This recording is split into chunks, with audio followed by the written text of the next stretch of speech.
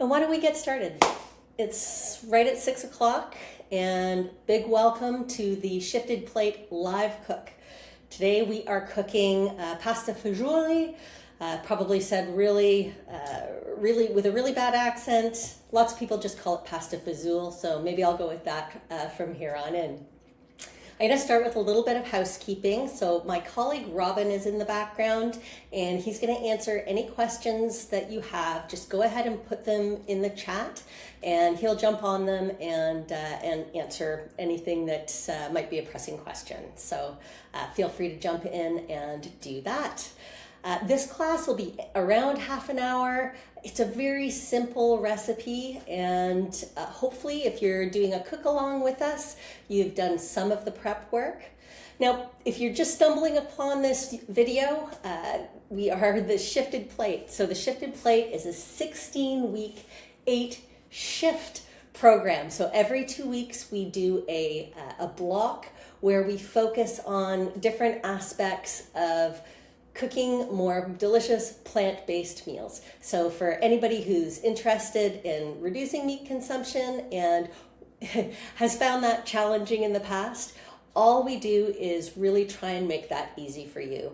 And we do it with a combination of these classes and the platform that you all have access to. Robin's actually going to drop the link in the chat for ShiftedPlate, because that's where we're going to start the journey of looking at the recipe. So right in the ShiftedPlate on the home page, you might have gotten the link from there. This is where you find the cooking class and the recipe for today's live cook.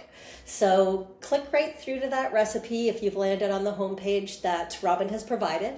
And what you're going to do is go to that, open up that Pasta Fazool recipe, and all you have to do is select it at this point. We are going to cook it, and then we'll get back to marking it as cooked a little bit later, and that's going to tell us what the environmental and cost impact is of cooking this plant-based dish, and I think you'll be pretty pleased about what those numbers stack up as. So again, Pasta Fazool, it's a delicious dish. We made it again this week, and I know I even got a message from somebody in the class who made it over the weekend.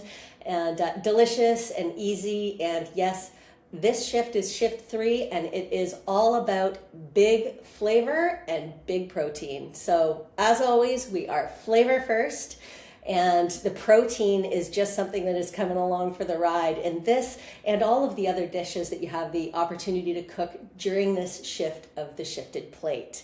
We'll start talking about protein in a little bit, but I am sure you're hungry. You've likely just finished off work, and hopefully you're all chopped up and ready to go if you're cooking live. And if you're just gonna watch this later, no problem either. I've done all of my chopping in advance, and I usually show this when we do this class. I just wanna show you one of the ways that I really make these after work segments, cooking sessions. This is a segment, cooking sessions, smoother, is getting all of my mise en place or setup done. It's something that the chefs will do in all the kitchens. They'll have everything prepared, everything in its place. So let's just have a look at what I've done. I've got my setup over here. I've got all of my ingredients chopped, and I do them in order, also because I hate having to go back to a recipe and remember what's next. So I know that I'm starting with onions, and then I add in garlic. That is usually the order for onions and garlic. I've already got my olive oil in the pans. And then, actually, that basil is out of place. It's a garnish. But the other 3 things are all going in together. So I know really well that's going to be my order. I've got the other things that I need to cook right down there in front of me. And we are good to go. It's a little bit of a setup, a different setup than it was last week. So, my apologies if I'm like moving you around a little bit. We're going to start. I'm going to take you over here to the stove.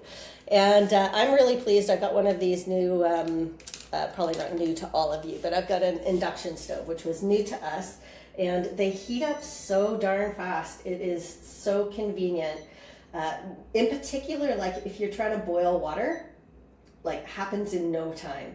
And this is something to keep in mind too. Like we've got olive oil in this pan, and as you know, olive oil like almost gets too hot, right? So it's very easy to to burn things because it does get quite hot. So I've got it heating up at 8, and I can see it'll start to, the colors will start to change in the pan, and that's when I know that it's going to be ready to put in my onions. One of the things that I'll show you too, I don't know if you use one of these, this is called a bench scrape.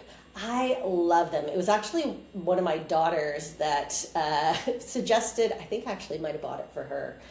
Anyways, it's mine now.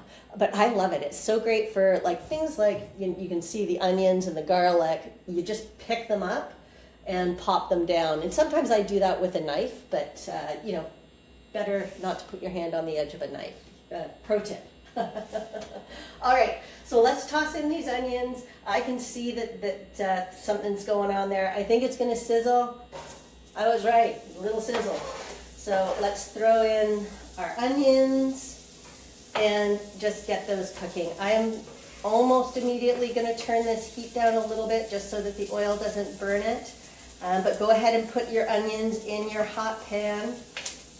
Now hopefully you've got some of these other pots set up as well. So we know we're going to boil some kale, and we're also cooking pasta over in the big pan, actually, which is over there. So hopefully you're set up. If you're not, take this time while your onions are heating. Just make sure to move them around a little bit, particularly if you started your pan hot like I did on 8. I'm down at 6 now, and it's just starting to cook, and you always want to give those onions just a few minutes. Also, one of the things, and you'll see in most recipes, they'll call for a teaspoon of salt. Well, just salt throughout. That's sort of what I do. And keep in mind, you don't want to over salt. I know, like, I've got a little bit of salt in my marinara sauce.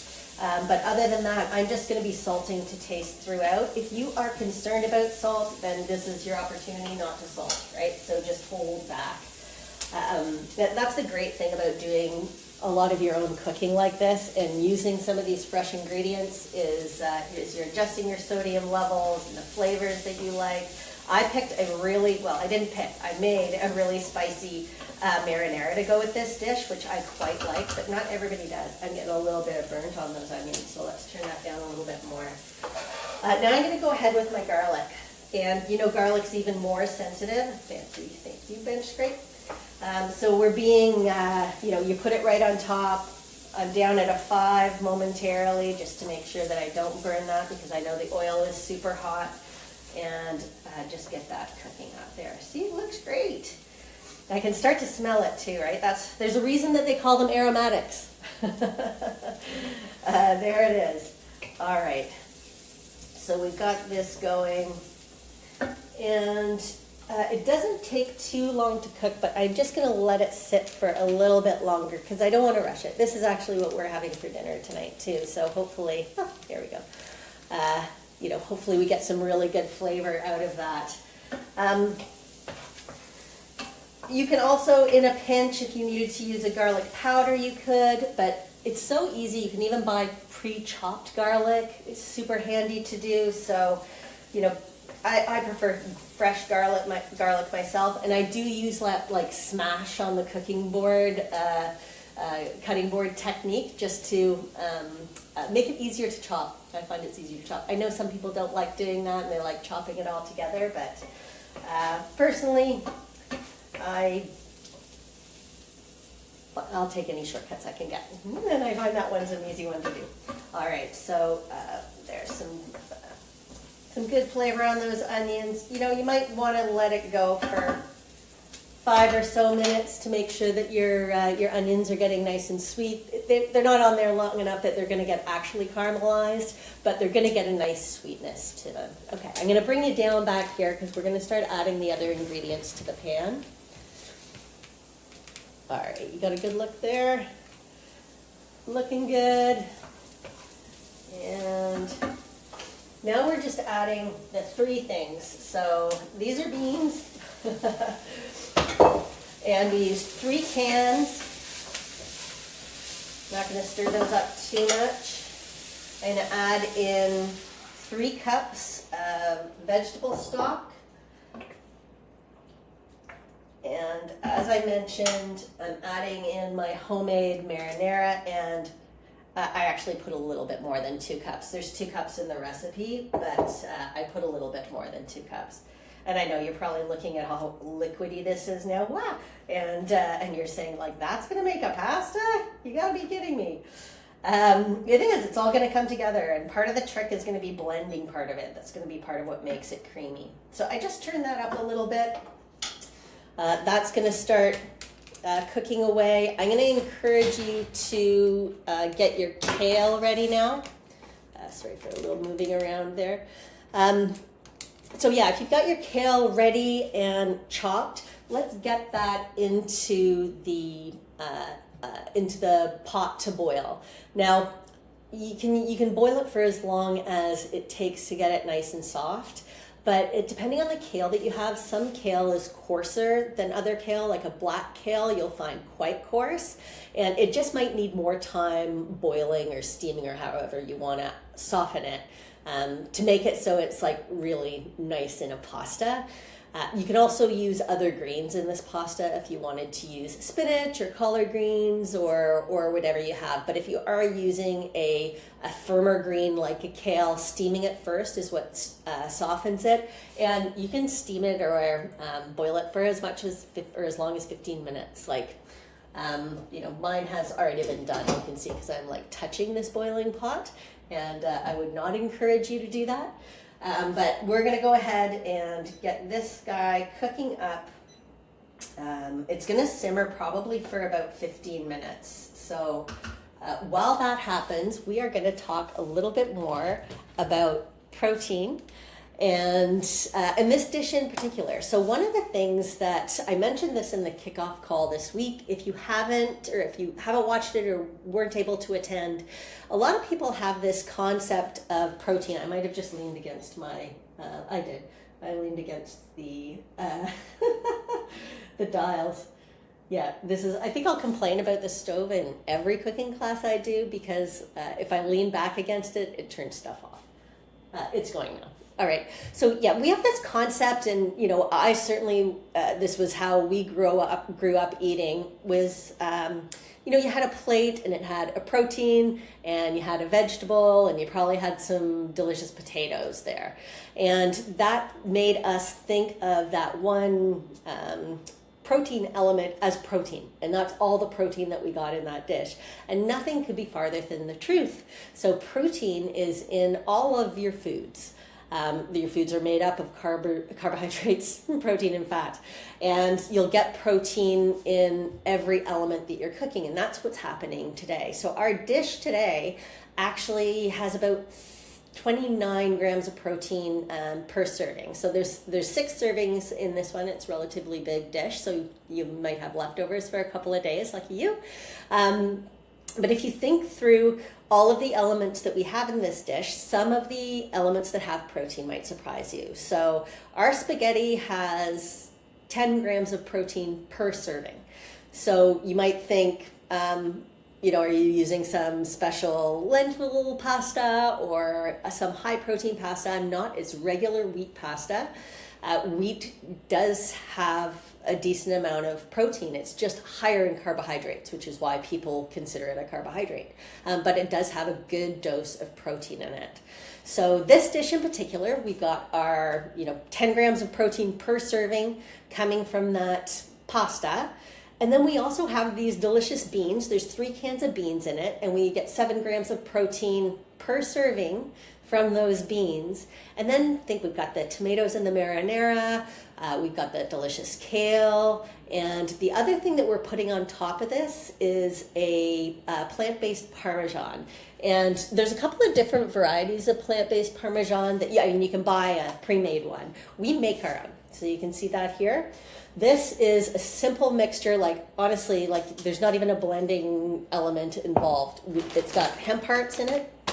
So hemp hearts, nutritional yeast, garlic powder, onion powder, and salt, and you shake it up. And Robin, I don't know if he's dropped the link for the recipe in the chat, or you could even just drop the recipe in there. It's super simple. And, this, we'll put it on toast, put it on anything that you might put Parmesan on. And the other way you can make a plant-based Parmesan is Similar ingredients, but instead of the hemp seeds, you can blend cashews, and all the other elements go in there as well. Nutritional yeast, garlic salt, garlic powder, and some salt, garlic powder, onion powder, and salt. Sorry about that. I'm just going to turn this down a little bit because we've got a boil on the go. All right. So I'm just going to keep letting that go for a few more minutes. I'm going to assume it's gone for, let's say, 5 now. Hopefully you've got all of yours in the pot and it's doing the same thing, boiling up. So yes, getting back to protein. So we'd already talked about, 17 grams of protein just in the pasta and the beans alone. All of the other vegetables will be adding more protein. And our nutritional yeast is 3 grams of protein per tablespoon. Our hemp seeds are 4 grams of protein per tablespoon. So you can see it just adds up and you get all of these like delicious flavors coming from all of these various elements as well. And nutritional yeast is a form of regular yeast. It's just not activated. We buy ours from our local organic bulk food place, and it's relatively cheap. I get like an enormous jar for about $7. You can buy it we're here in Toronto. You can buy it at Loblaws or any of the various stores. You can usually find it. So it is really great. It's got like a cheesy taste to it, which is really nice. Some people sprinkle it on popcorn. Highly recommend. But it is also great in plant-based Parmesan. The thing that I was going to mention about beans is you can also use dried beans, but you need to soak dried beans overnight. So make sure you soak those dried beans overnight. All right, so let's have a look down at what is happening over here. So I think that we cooked this for long enough. You can see it's looking good here. And I am going to turn that right down. And now we're going to add in our kale. And let's get that right into the mixture there. Now I cooked this a little bit longer before I added the kale than I think I put in the recipe. So in the recipe, it has us adding our kale and then cooking it for another 15 minutes. I'm not going to do that, and it's going to turn out just fine because I had actually really quite steamed my kale. So it's still going to be nice and soft. Doesn't need to get any softer in this pan. And I'm going to progress to our next step because it looks like we are still streaming, which is good. So just take advantage of the fact that things are still working. And I'm going to go ahead and grab the blender. And what you do at this stage, and again, you might have in the recipe, you'll see that it wants you to cook for a little bit longer at this stage. So, go ahead and do that if you're following along. I'm going to take about 1/3 of the mixture, and I wouldn't do too much more than that. One of our participants even found that it just made the pasta too green, because it coated it. He had a very large bunch of kale he had set. So I'm going to go ahead and put that to the side. And I'm going to come over here, right there. All right, well, there we go. That's a blender. All right, so there we go. And if you wonder why we're doing this actually is going to help make the pasta creamy. We're going to toss the actual pasta noodles in it before we top it with some of the delicious bean mixture. So I'm going to go ahead, give this a blend.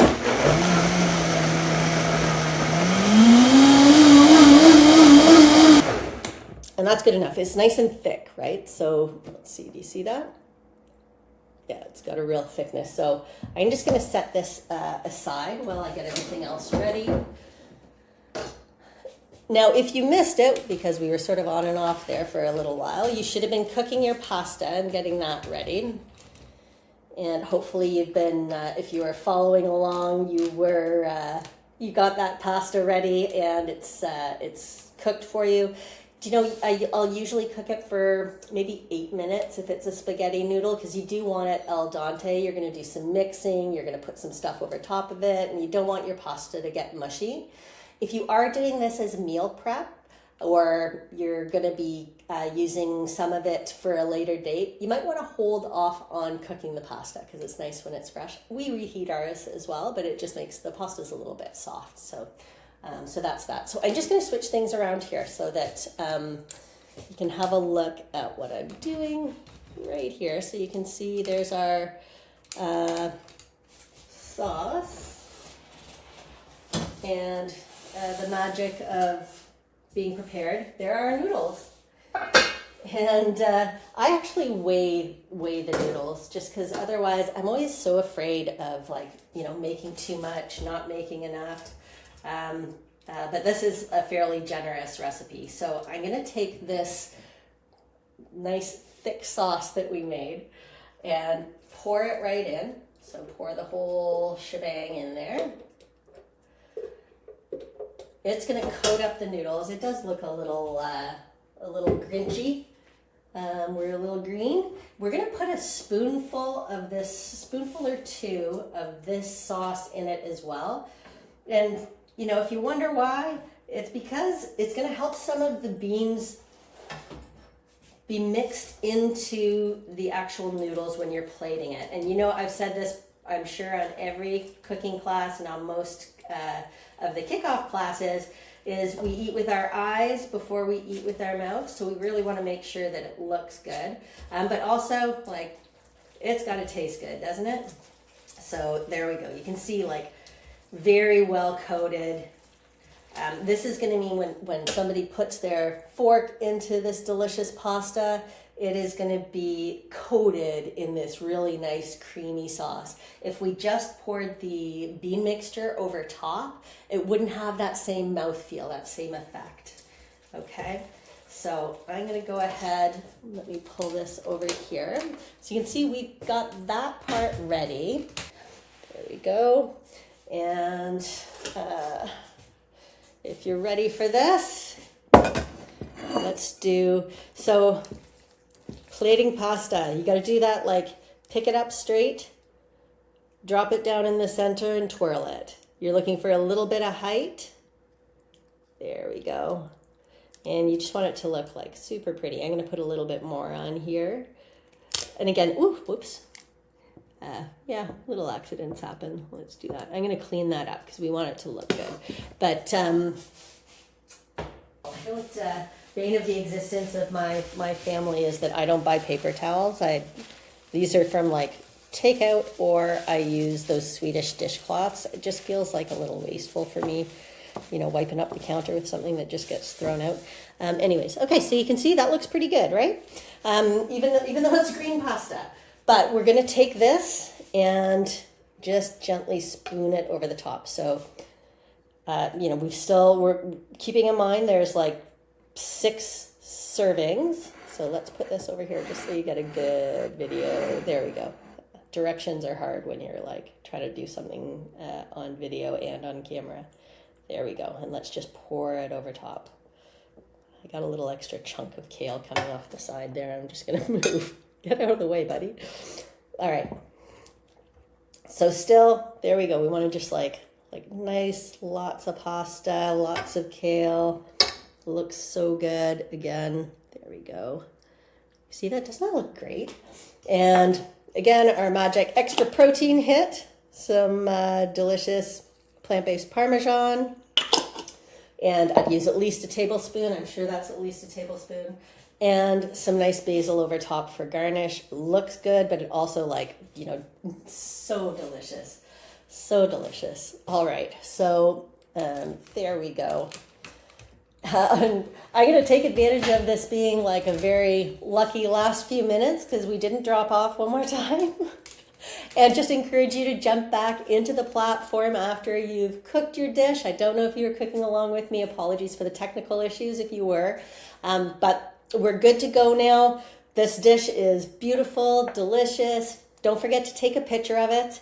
Upload it to the platform as well so that you get that feedback of how much this saved in terms of bathtubs of water and CO2.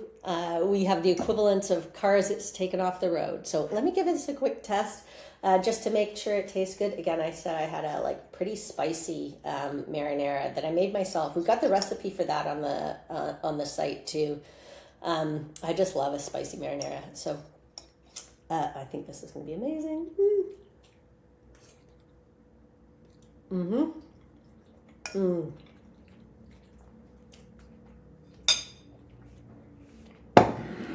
Yeah, it's really good. It's really good. I hope yours is working out as well. I hope you found this cooking class fun. Thank you so much for your participation in the Shifted Plate. We are making such a difference.